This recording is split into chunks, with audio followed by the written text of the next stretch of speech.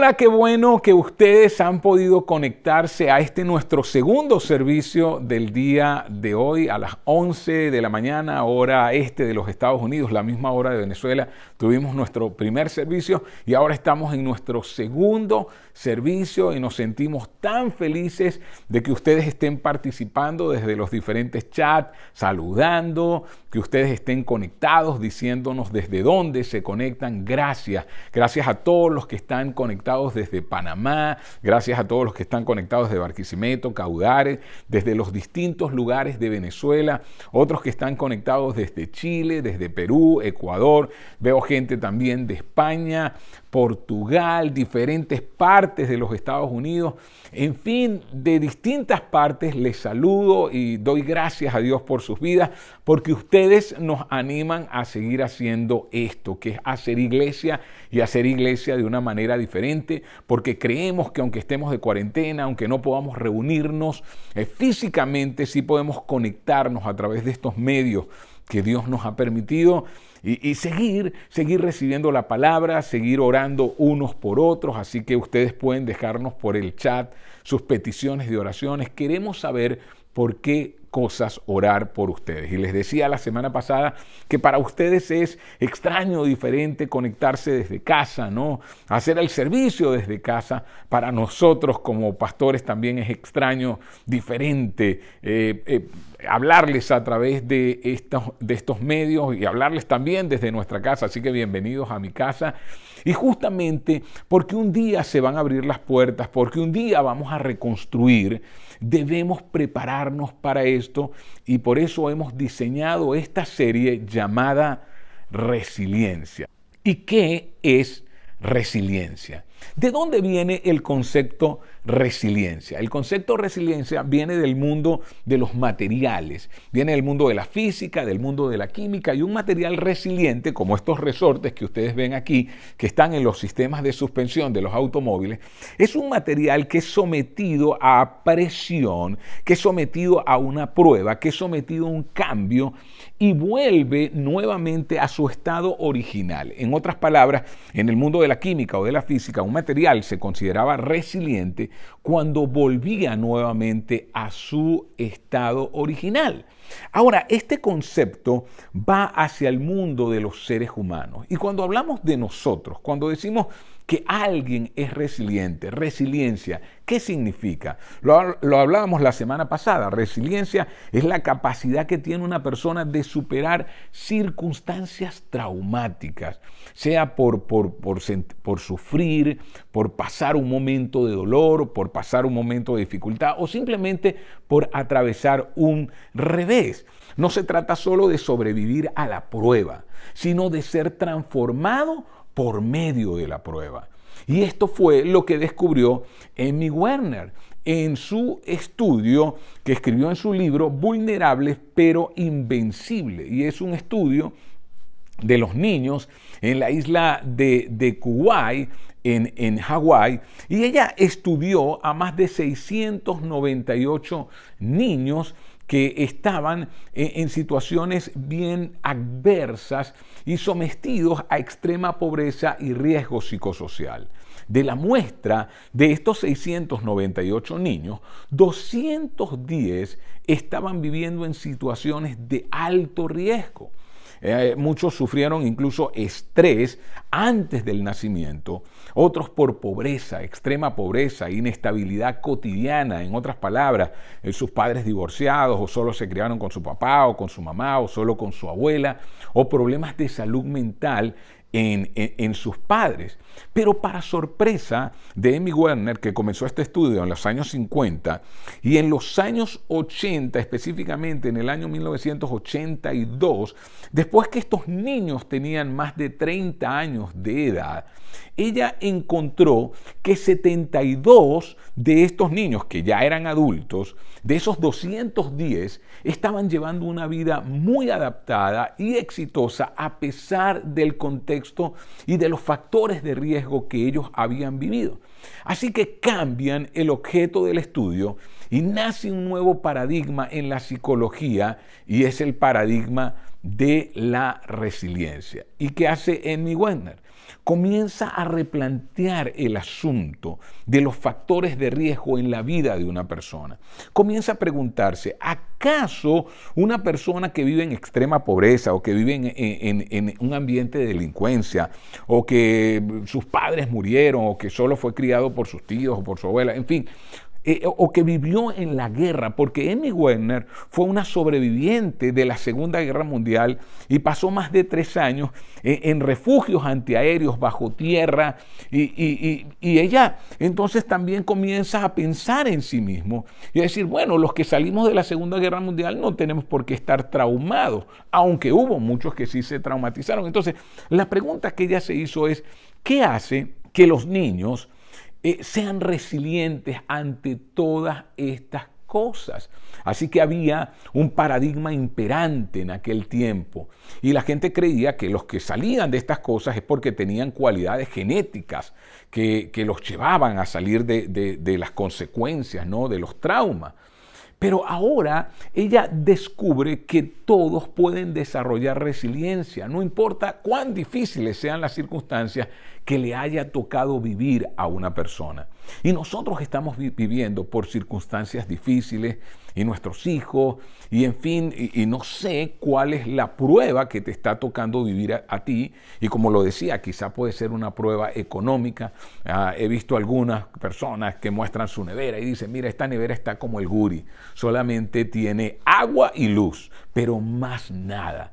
Así que son factores que te pueden afligir y que pueden afligir a tu familia.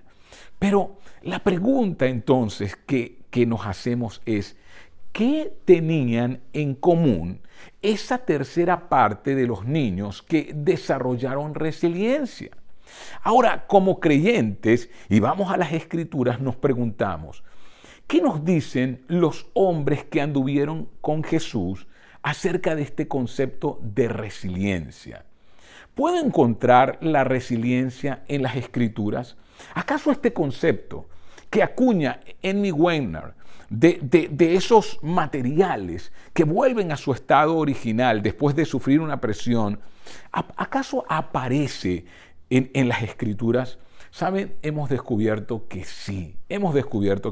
Y nosotros decíamos la semana pasada, hablábamos que el desarrollo de la resiliencia no se produce deseándola o esperándola. La resiliencia se produce luchando por ella.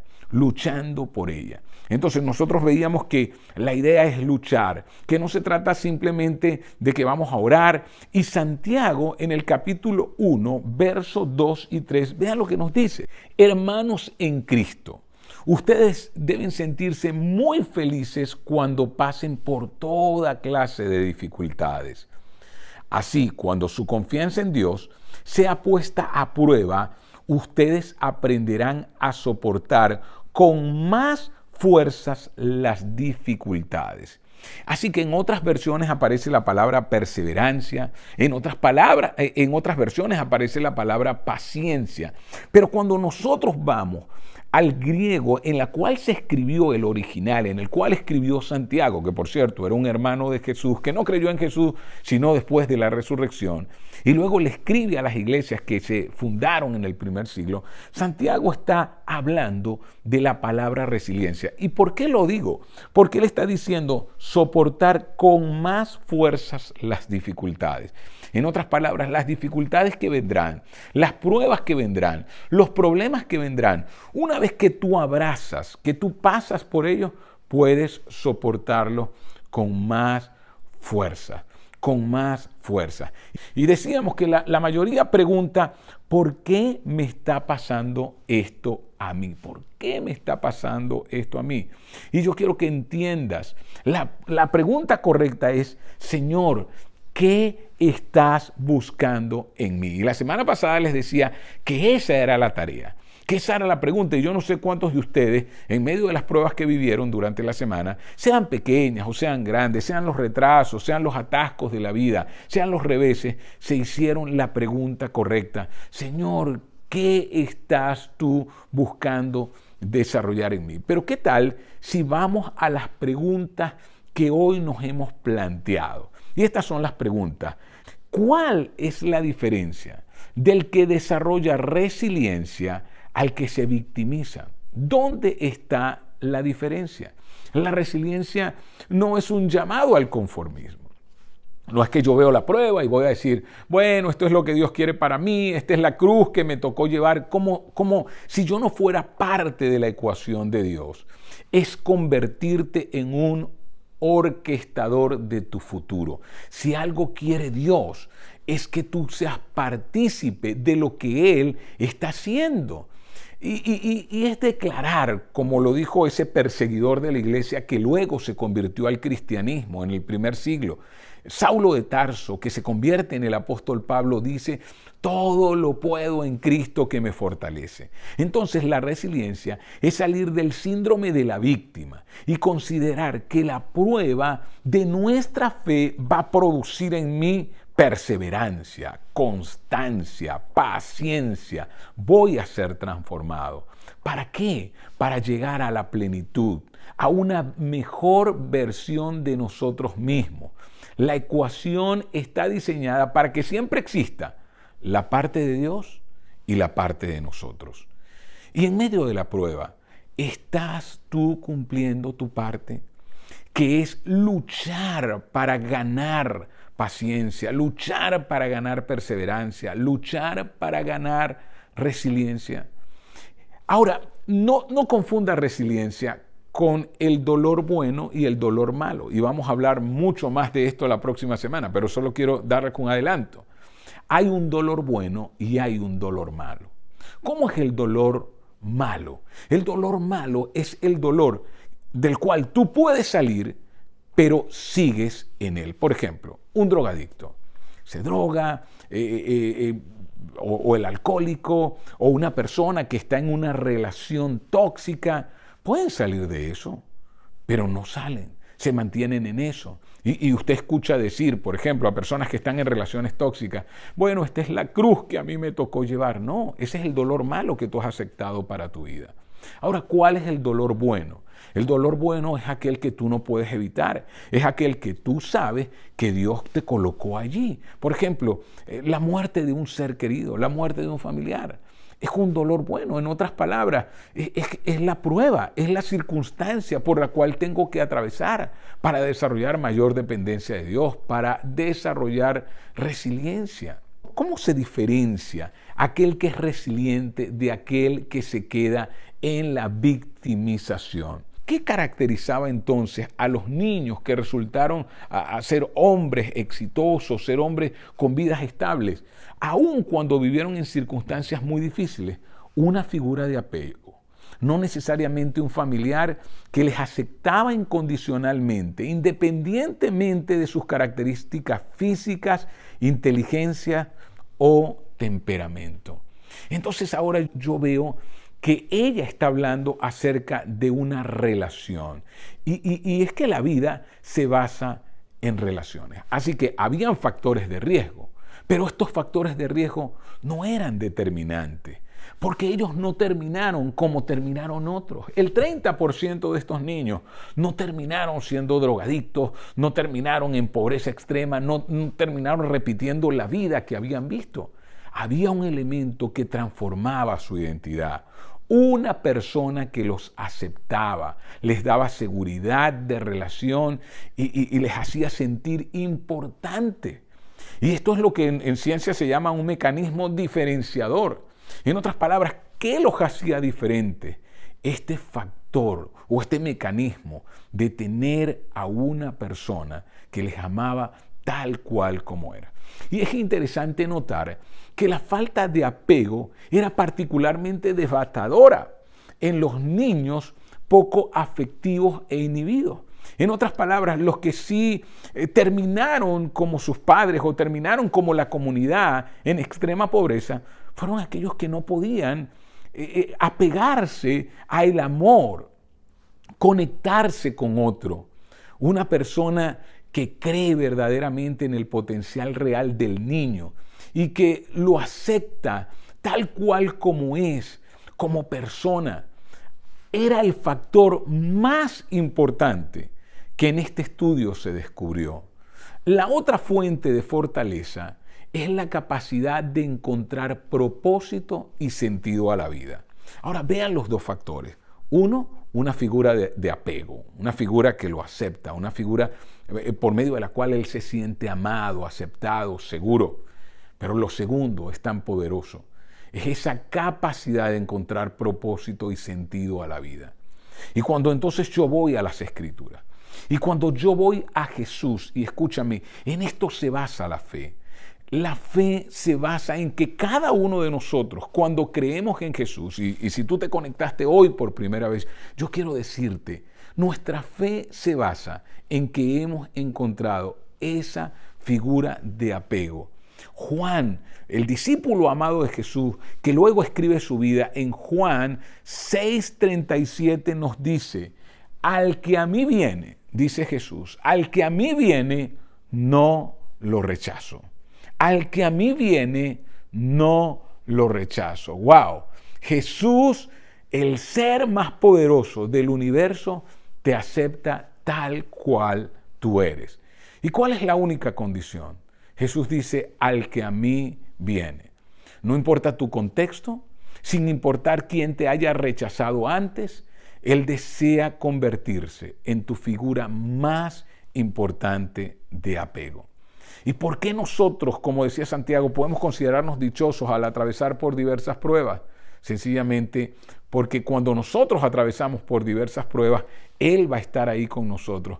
Y mira lo que sigue diciendo Juan 1:12. Juan 1:12 dice, pero a todos los que creyeron en Él y lo recibieron, les dio el derecho de llegar a ser hijos de Dios. ¡Wow! ¡Qué maravilloso!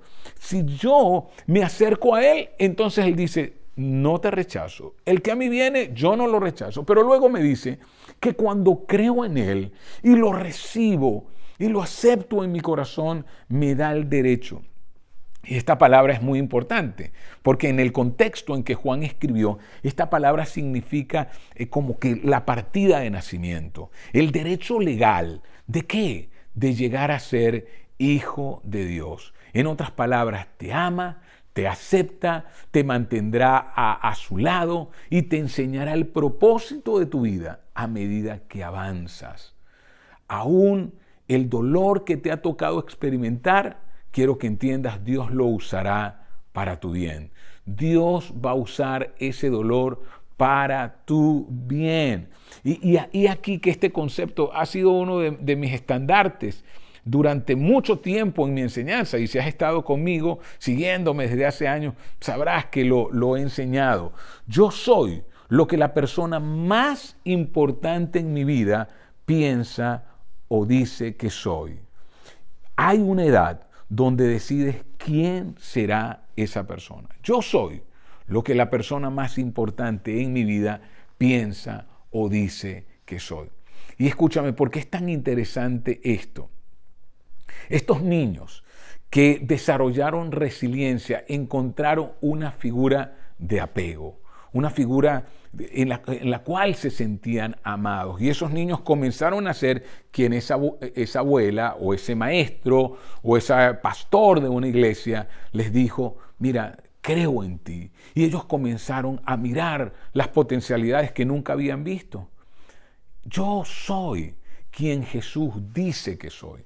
La resiliencia tiene que ver que encuentro en Dios mi identidad. Solo en Dios podemos encontrar propósito y sentido en esta vida. Ese es el segundo factor que la ciencia descubrió. No solo encontraba entonces una figura de apego, sino que le encontraba propósito y sentido a la vida. Ahora, cuando tú lees esta investigación profundamente, en los niños que se convirtieron en adultos resilientes, la mayoría de estos niños habían abrazado una fe en Jesús como su Señor.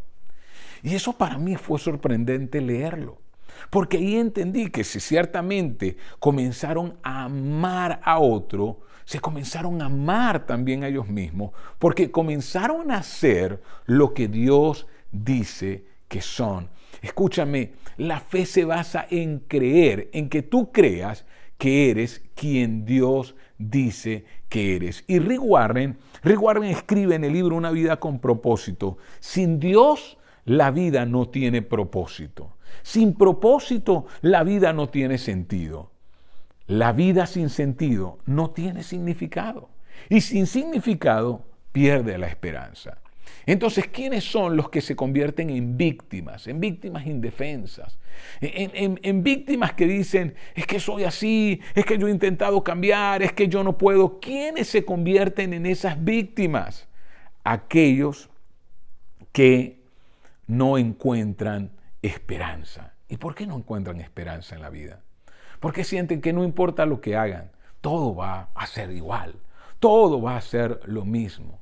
No encuentran esperanza, porque lo primero que les falta es esa relación íntima, es hacer de Jesús, de Dios, esa figura de apego, en otras palabras, esa figura que le digo, esa persona real que le digo, Señor, te necesito. ¿Y sabes qué ha hecho el coronavirus? Nos ha hecho mirar hacia el cielo y nos ha demostrado nuestro quebranto, nos ha demostrado nuestras miserias, nos ha demostrado que no somos tan poderosos como creíamos. Y al hacernos mirar hacia el cielo, si algo hace este tiempo, es que entonces nos lleva a la dependencia. Y esa dependencia es encontrar en Dios una figura de apego, una figura en la cual me sienta refugiado y seguro. La resiliencia no se construye sola, sino gracias a los fuertes vínculos de afecto que se han tejido a lo largo de toda la vida. Cristo nos llama también no solo a verlo a Él como la figura de apego, sino que Él dice, yo edificaré mi iglesia. Entonces yo también comienzo a ver a los otros como Dios los ve. ¿Por qué la iglesia tiene un factor tan poderoso en el cambio de las personas? Primero, porque les presenta a Jesús. Jesús que nos ama tal cual como nosotros somos. Y segundo, porque nos enseña a amarnos como Él nos amó. Jesús no solo nos dejó un nuevo pacto, un pacto de gracia, que nos ama tal cual como somos, sino que nos dejó un nuevo mandamiento. Ámense los unos a los otros como yo los he amado. Y cuando yo te amo a ti, como Jesús te amó, yo comienzo a verte como Jesús te ve. Y hoy te invito a entregarte por completo a Jesús, a recibir su amor, a demostrarlo, ese amor que nos demostró al dar su vida en la cruz y librarte de los efectos del pecado. Mira, hoy te invito a hacerte consciente que en Jesús tú eres aceptado, que estás completamente seguro y que eres importante, que tienes propósito. Así que hay tantas mentiras que rondan en nuestra mente. Y en medio de las pruebas, tú decides si aceptas la verdad de Dios que te dice, te acepto tal cual como eres. Te amo y te amaré por la eternidad. Y tengo un propósito para tu vida. Así que, ¿qué entiendo? Entiendo que en Jesús lo primero que descubro es que soy aceptado. Aceptación. Él me ama tal cual como yo soy. Así que yo voy a renunciar y te invito a ti a renunciar a la mentira de que yo soy rechazado, de que yo no tengo amor, de que yo soy sucio o que estoy avergonzado, porque en Cristo yo soy completamente aceptado. Y esa es la verdad para ti, que ya le diste tu vida a Jesucristo, y a ti que aún no le has dado tu vida a Jesús, tú puedes recibir todo esto. Y Pablo, recuerdan el apóstol Pablo, él nos dice en Efesios 1:5, escribe a la gente de Éfeso y les dice, en amor nos predestinó para ser adoptados como hijos suyos por medio de Jesucristo, según el buen propósito de su voluntad. ¿Qué palabras más grandes? En amor nos predestinó. En otras palabras, tenía un plan. Y no importa lo que tú hayas vivido, lo que hayas pasado, Él tenía un plan. Quería adoptarte como su hijo, Y, ¿saben? Cuando Jesús se bautizó, Él dijo, el Padre habló desde el cielo y dijo, este es mi Hijo amado, del cual me siento tan complacido. Y cuando tú fuiste adoptado, te dice exactamente lo mismo a ti.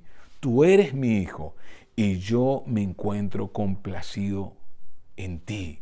Encuentra en el Padre esa relación de apego. Un día Él te llevará de vuelta a casa. De vuelta a casa, no lo olvides. Y yo quiero que entiendas que esta verdad tan maravillosa, en Jesús tú eres aceptado. No importa cuál haya sido tu pasado, tú puedes acercarte. ¿Recuerdas que te dije? Al que a mí viene, el que a mí viene, yo no lo rechazo. Así que si tú te acercas a Él, porque muchas veces yo he encontrado gente que le ha hablado de esto y me dice, oye, pero si usted supiera todo lo que he hecho. No, no me diga eso. Eso no es para mí. Mire, si usted supiera todos los pecados que yo tengo, es más, yo entro a la iglesia y la iglesia se cae de todos los pecados que yo tengo. No, no es cierto. La verdad es que Él te acepta a ti, tal cual como eres.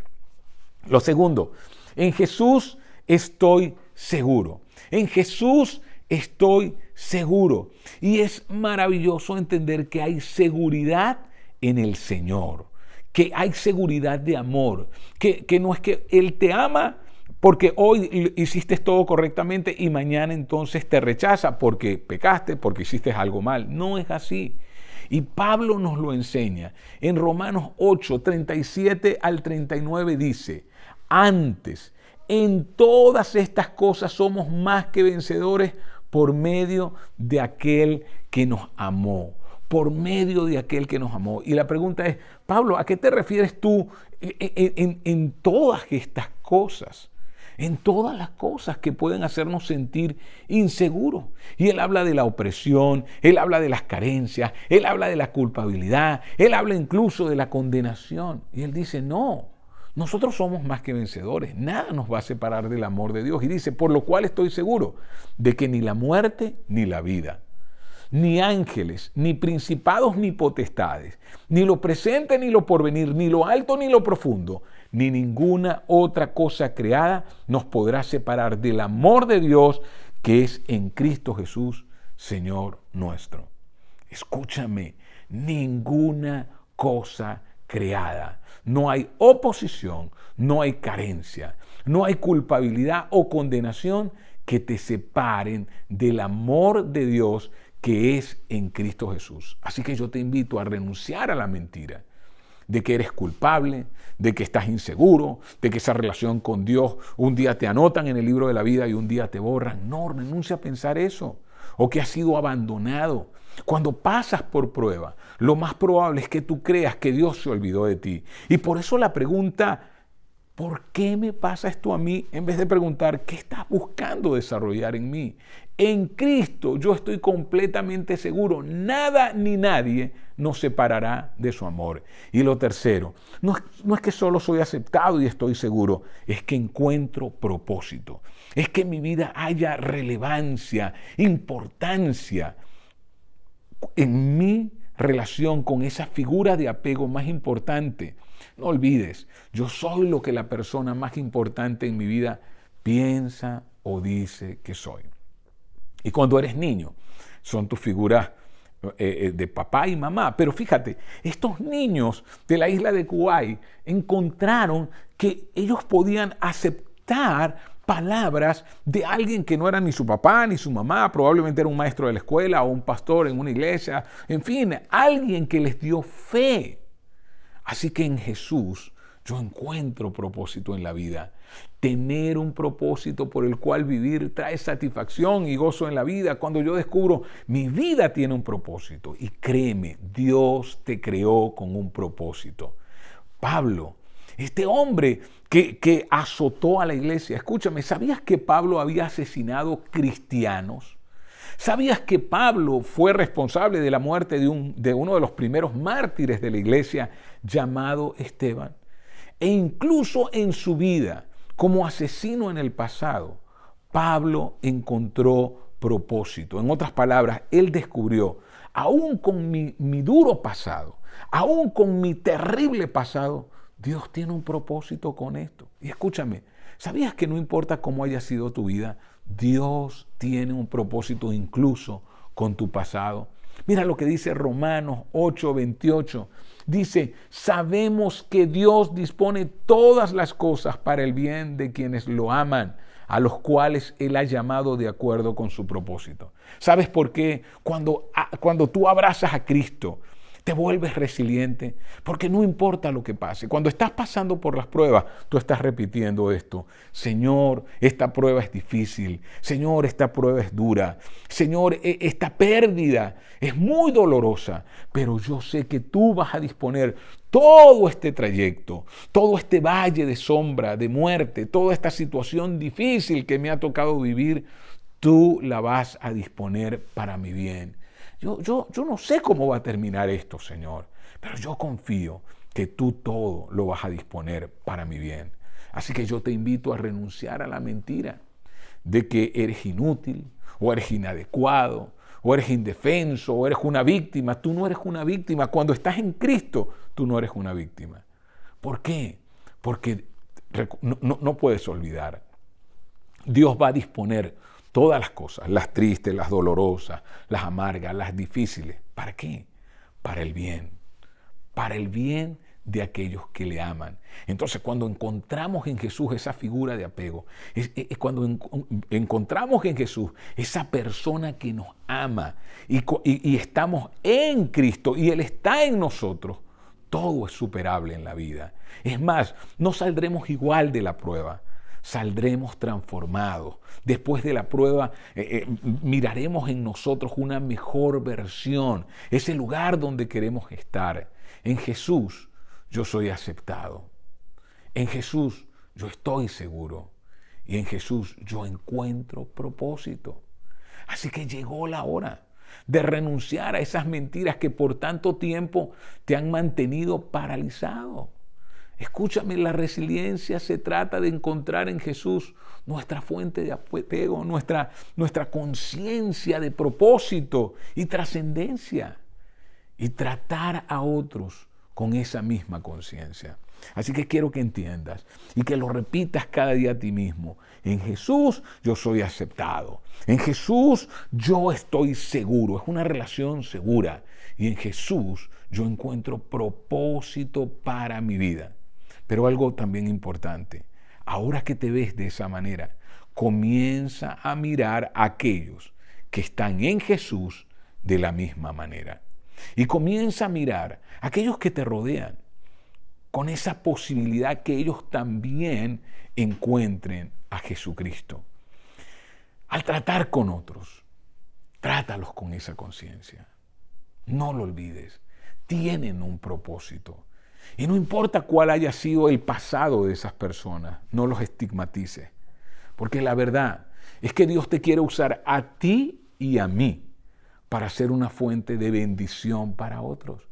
Y convertirnos incluso en muchas personas en esa figura que les ayuda a creer en Jesús, a creer que sus vidas tienen propósito, a creer en una relación de seguridad, a sentirse amados y aceptados incondicionalmente. Así que si tú aún no le has dado tu vida a Jesucristo y quieres volverte más fuerte ante las pruebas de la vida, porque el Evangelio no es solo la manera en la que llegamos a la eternidad. El Evangelio es la mejor manera para triunfar en esta tierra, para triunfar. Porque hay una promesa a los que aman a Dios, no es a todos. No es a todos. La gente dice, no, todo es para bien. No para todos. Para aquellos que aman a Dios. A quienes aman a Dios, todas las cosas les ayudan a bien. Así que yo te invito a ti a dar tu vida a Jesucristo en el día de hoy. Y tú puedes hacer conmigo esta oración o una oración como esta. Dile, Señor Jesús, yo quiero entregarte mi corazón. Yo quiero entregarte mi vida. Yo quiero aceptarte con todo lo que soy. Yo quiero que tú te conviertas en mi Señor y en mi Salvador. Por eso hoy decido creer en ti como quien me acepta, como quien me ama y como aquel que le da propósito a mi vida. Y si ya tú eres creyente, y si ya tú un día aceptaste a Jesús, quizás estás pasando por prueba, y en medio de la prueba, tú te has olvidado quién eres. Y tú te has olvidado quién Jesús dice que tú eres. Él te ama y te acepta tal cual tú eres. Él estableció un amor, Él te amará, estaré contigo hasta el fin del mundo. Así que no importa por la prueba que estés pasando, nunca dudes que Él está contigo. Y nunca olvides que todo tiene un propósito. Y que cuando le sigues amando, todas las cosas son para tu bien. Permíteme orar. Señor, te doy gracias. Porque por encima de todas las pruebas que nosotros estamos viviendo como iglesia, que estamos viviendo como familias, que estamos viviendo como parte de la humanidad, Señor, reconocemos que la tierra no es el cielo, pero reconocemos que no estamos solos, que nos aceptas tal cual como eres, que estarás con nosotros todos los días hasta el fin del mundo y que nos das las fuerzas para seguir luchando. Gracias, Señor, porque nosotros no somos víctimas indefensas ante lo que nos pasa. No, te tenemos a ti, Señor. Y vamos a atravesar por la prueba y salir mejor. Por eso abrazamos las circunstancias, no importa cuán difíciles sean. Si tenemos que pasar por ellas, pasaremos por ellas. Y seguros, tú harás de nosotros una mejor versión cada día. Gracias, Señor. En Cristo Jesús. Amén. Gracias por haberse conectado. No olviden, la semana que viene hablaremos acerca de la diferencia entre la aceptación y el rechazo, entre el dolor bueno y el dolor malo. Así que, por favor, no se lo pierdan. Los espero. Adiós.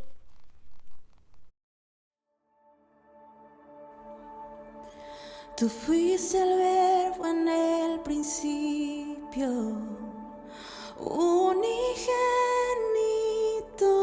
de Dios.